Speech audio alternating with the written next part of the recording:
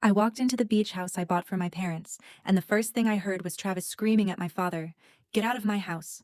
Linda was crying into a dish towel like she was surrendering. Emily laughed on the couch, her legs crossed like she owned the place. The TV blared cartoons, beer cans rattled on the table, and my dad's hands were shaking. I stood there holding a cake, and when I finally spoke, their laughter stopped. They had no idea what I'd brought with me. Before I go any further, tell me where you're watching from. And hit like and subscribe if you've ever been betrayed by your own family, because betrayal doesn't happen in dramatic explosions. It happens in living rooms, in quiet moments, in the places we're supposed to feel safe. Now, let me take you back to where all of this really began. I didn't grow up in a loud family. We weren't the type to slam doors or throw dishes. We were the kind that let disappointment settle quietly into the corners of the house, where it stayed until it hardened. Most people think silence is gentle. It isn't. Silence can bruise. My earliest memories are small and strangely bright. A flickering bulb above the dinner table. The smell of cheap spaghetti. Emily sitting beside me while Mom leaned over her plate asking if she wanted more sauce, more bread, more anything. When Mom finally glanced my way, she said almost as an afterthought, "Alex, you're good, right?" I nodded, even though something in me shrank every time it happened. School didn't change much. I worked harder than anyone, extra credit, late nights, obsessing over details, thinking effort might tip the scale in my favor. When I won a science award in 7th grade, I thought maybe this time they'd see me. Dad took pictures of Emily standing next to me. "She should be in the memory too," he said, waving me to the side like he was rearranging furniture. One awkward photo of me holding the certificate, then back to Emily. I laughed it off, but I felt the sting in my teeth. By high school, the roles were written in permanent ink. Emily shined, I carried things. When she borrowed money, she'd pat my shoulder and say, "You're good at saving. Just help me out." I once worked double shifts bagging groceries in the rain so I could send money home for a bill. Later, I found out she'd used it for a beach trip with friends. She shrugged when I confronted her. "Relax, you'll make it back." That was the day I realized responsibility is invisible. It only shows up when something goes wrong. Then came 18, the year everything snapped a little. Emily and I shared a small apartment with a leaky faucet and paper-thin walls. One evening, she brought home a new boyfriend, the type who smelled like trouble and cheap cologne. He said he needed space. 2 days later, I came home to find a trash bag full of my clothes on the floor and a new lock on the door. Emily stood there with her arms crossed. "Don't make this dramatic. It's temporary." Temporary lasted 2 weeks. I slept in my car behind a grocery store, my breath fogging the windshield at night. The cold didn't bother me as much as the shame.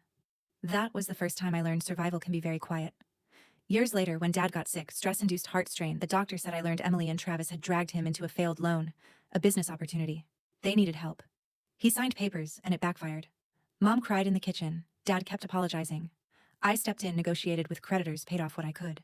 They thanked me quickly and moved on even faster. I should have been angry. Instead, I just felt tired. Adulthood became my escape route. Work made sense in a way family didn't. Hard work produced results. Logic beat chaos. And slowly, painfully, I built a life that wasn't shaped by Emily's emergencies. By my late 20s, the idea formed my parents deserved one place in this world that was steady, safe. The kind of home where a knock at the door didn't mean bills or bad news. A place untouched by the patterns that raised me. I didn't know it then, but that desire would lead me straight to the pale blue house by the ocean, the one that would later expose everything we'd been ignoring for years. The first time I stepped inside the pale blue house, the air smelled like salt and new beginnings. It wasn't extravagant, but it felt honest, sunlight stretching across the floor's windows, humming with ocean wind. I walked from room to room, touching the walls, imagining my parents in each space. For once, I wasn't fixing something. I was building something. That week, I drove back every evening after work, tightened cabinet hinges, checked outlets, replaced old bulbs with warm ones. It felt ritualistic, almost tender. I wasn't trying to impress anyone.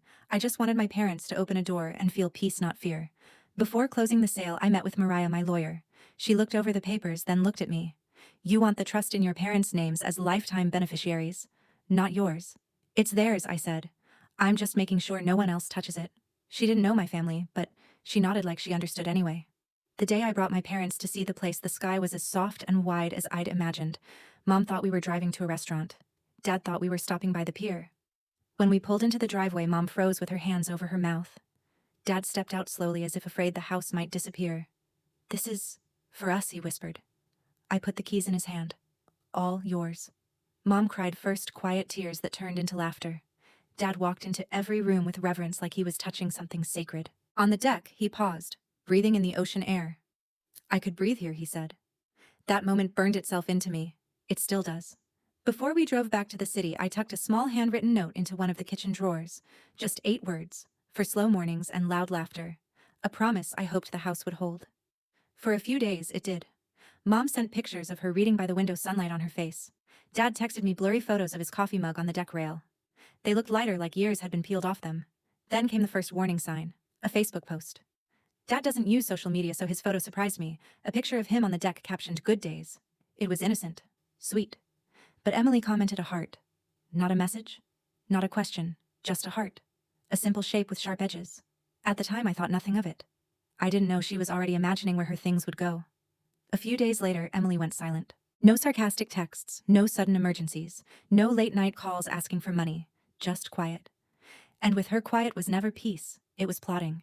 One afternoon, leaving the office, my phone buzzed. A photo from Emily. Zoe smiling from the deck. Dad's chair behind her. Travis's beer can next to it. Caption, "Home, sweet home." My stomach dropped so fast I had to grab the doorframe of my car. The house I bought for my parents, my quiet, careful gift, had become their stage. I didn't know it then, but that message wasn't an update. It was a declaration. And the beginning of a takeover I wasn't supposed to notice until it was too late. When Emily sent that "home sweet home" photo, something in my chest tightened, not anger but recognition. That quiet, sinking feeling I'd learned as a kid. The kind that tells you trouble arrived long before you walked into the room.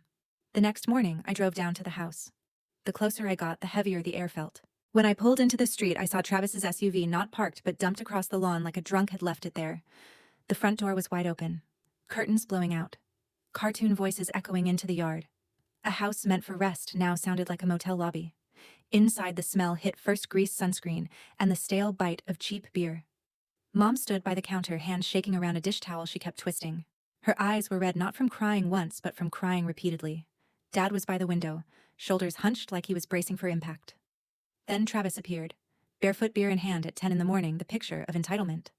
"Oh, look, the investor has arrived," he said. "Kids want the room upstairs, the one with the view. Best room in the house."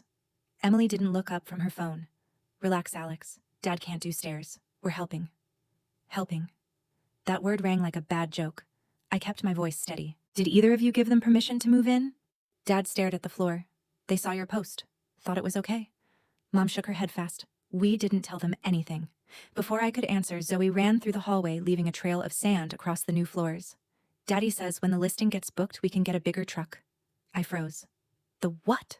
"The listing," she said proudly.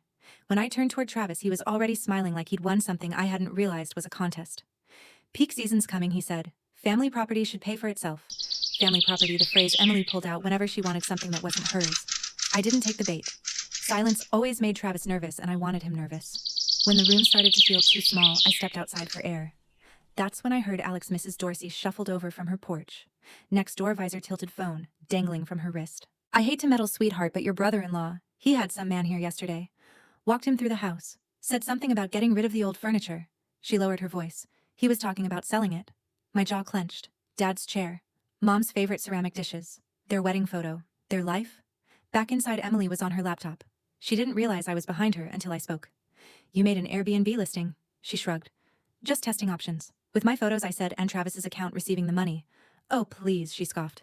"He handles finances better than Mom." The arrogance was staggering. Before I left, Travis slapped my shoulder, too hard, too familiar. "Bring more of that sparkling cider next time. And relax. Once we get bookings, I'll break you off a cut." A cut. Of a home he had no right to touch. I didn't respond. Sometimes silence is the only language certain people understand. As I walked to my car, clouds rolled in thick, heavy gray. They looked exactly how I felt. And the worst part, I knew this was just the surface. A storm doesn't start with thunder. It starts with a shift in the wind. I drove back to the city with my jaw locked so hard it ached. By the time I reached my apartment, the sky had turned that angry orange, like daylight was warning me I was running out of time. I didn't sit down to think. I sat down to work. I opened my laptop and pulled up everything: Airbnb, HOA, trust documents, screenshots. My folders weren't born of paranoia. They were born of childhood. When chaos raises, your preparation becomes a survival instinct. Every file was already labeled, timestamped, organized. All I had to do was start connecting them. The Airbnb listing was worse up close. The photos were mine. The descriptions were mine. The payout, Travis. The booking calendar was wide open, waiting to fill with strangers.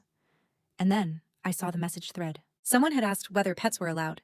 Travis responded, "As long as they don't ruin the old people's stuff." The old people.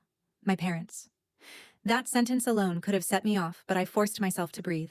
Emotion clouds precision, and I needed precision now. The next morning, I didn't drive straight to the house. I parked 2 blocks away and walked. I needed to arrive steady, not storming strategic. When I reached the deck, I heard Travis before I saw him. I said, "The down payment's coming." Once the bookings go through, he snapped into his phone. A pause. "Stop freaking out. I've got access to the place. Worst case, we flip the furniture." Flip the furniture. As if my parents' things were thrift store leftovers.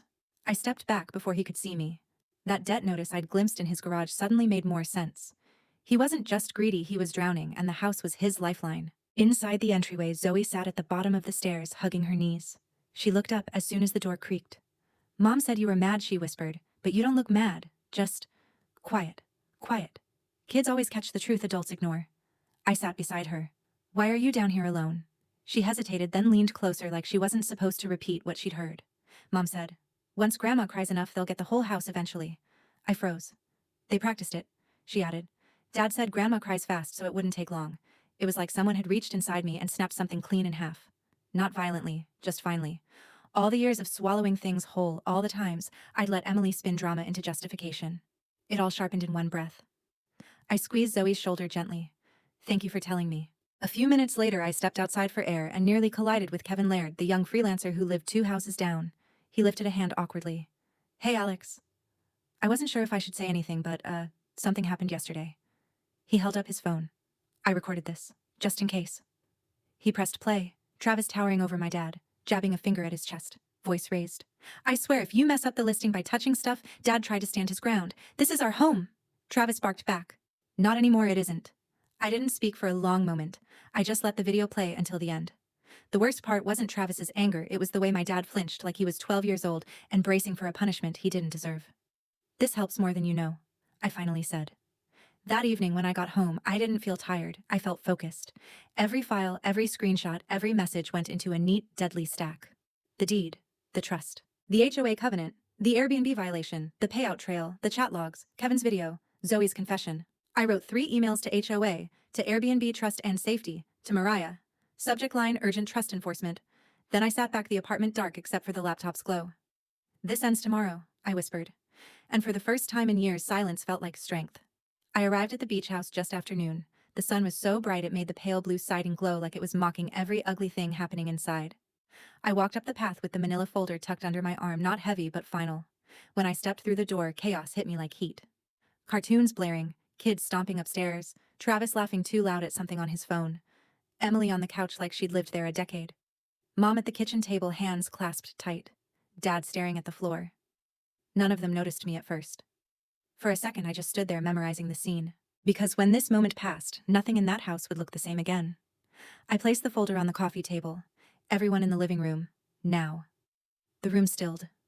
Travis lowered his phone. Emily's smile faded. "Seriously," she scoffed. "Yes," I said. "Sit." My voice was calm, steady, the tone that always made Emily flinch without understanding why. When they finally gathered, I opened the folder and laid down the first page. "This is the deed," I said. "The house belongs to the trust I created. Mom and Dad are the lifetime beneficiaries. They decide who stays here." Travis leaned back, crossing his arms. "Family property. Alex, we talked about this. I placed the trust instrument on top. Mariah Grant is the attorney. And I'm the trustee. My legal responsibility is to protect my parents' peace, not your plans." Emily rolled her eyes. "You're being dramatic." I slid the next page forward, the printed Airbnb listing. "You used my photos, my descriptions. You listed the property without permission." Travis's jaw tightened. "You weren't using it. It wasn't bought for me," I said. "It was bought for them." Then I added the payout routing. His name, his account. Emily shifted uneasily, but I didn't give her time to speak. I dropped the next piece of evidence, screenshots of their messages. Emily's text, "She'll cave if Mom cries." Travis's reply, "Peak season, free money." The room changed temperature. Mom covered her mouth. Dad sank deeper into his chair. "You twisted that," Emily whispered. Before she could spin it further, I took out my phone. "Here's Travis yesterday." I hit play. Kevin's video filled the room, Travis towering over my father, jabbing a finger at his chest. "Dad, this is our home." "Travis, not anymore, it isn't." Emily froze. Travis lunged like he meant to grab the phone. I stepped back. "Don't," I said quietly. "You've done more than enough." At that exact moment, my phone buzzed. "HOA!" I put them on speaker. "Miss Harper, we reviewed your report. Short-term rentals violate the covenant. We're issuing fines and removal orders immediately." Emily went pale. Travis swore under his breath. Then one more buzz. An email from Mariah proceed. You're within full trustee rights. Locks may be changed today. And then the doorbell rang. Victor stood outside with his tool bag. Here to change the locks. Travis shot up. Touch that door and you'll do nothing I said. Keys. Now. For a moment everything held still. Then Travis slammed his keys on the table. Emily's hand shook as she dropped hers beside his. Victor worked quickly. The drill whirred. Metal clicked. And when the old lock fell into his hand, it sounded like a door closing on years of chaos. Clean. Final. When Victor tightened the final screw and the new keypad beeped to life, the house felt different. Not lighter, cleaner. Like someone had finally opened a window after years of stale air. Emily and Travis stood just outside the threshold, clutching their boxes like they were waiting for the door to magically invite them back in. Victor handed me the temporary code on a folded strip of paper. All set? He murmured. There was something respectful in his tone, something that understood the weight of what he'd just sealed away. Emily wiped her eyes. No tears, just performance. You're really doing this, she whispered. For once I said I'm doing the right thing. Travis muttered something about lawyers, about rights, about family loyalty. I didn't bother answering. Threats from desperate people fall apart the second you stop giving them an audience. They loaded their kids, their dog, and their resentment into the SUV. The engine growled, gravel spit out from under the tires, and the car disappeared around the bend. When the echo faded, the silence that followed didn't feel empty. It felt earned. Inside, Mom sat at the table, fingers trembling around a warm mug. I never wanted to take side, she said softly. You didn't, I told her. You just stopped letting people hurt you. Dad stepped onto the deck, breathing the ocean air like medicine.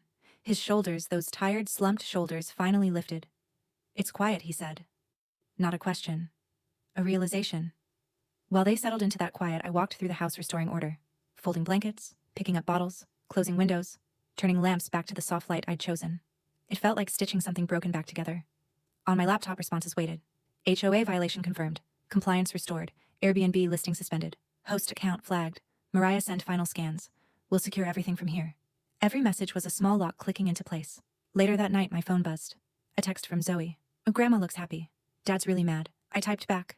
Grandma deserves happy. Visit when she says yes. After my parents went to bed, I stood alone in the living room. Moonlight washed over the wedding photo on the stairway wall. For the first time, it looked like they belonged exactly where they were. I slid the manila folder, the deed, the screenshots, the evidence, into a drawer I labeled boundaries. Because that's what today had been. Not revenge, not punishment. A boundary finally held. They thought the lock was the end of it. But locks don't end stories. They start new ones. If you've ever felt like the outsider in your own family, trust me, you're not alone. Some of us grow up believing that staying quiet will keep the peace until we finally realize silence only protects the people hurting us. If any part of my story hit something you've been carrying, hit subscribe. There are more stories coming, stories about standing your ground, drawing lines that should have been drawn years ago, and finally choosing the version of yourself that refuses to be stepped on. And remember, this story isn't over.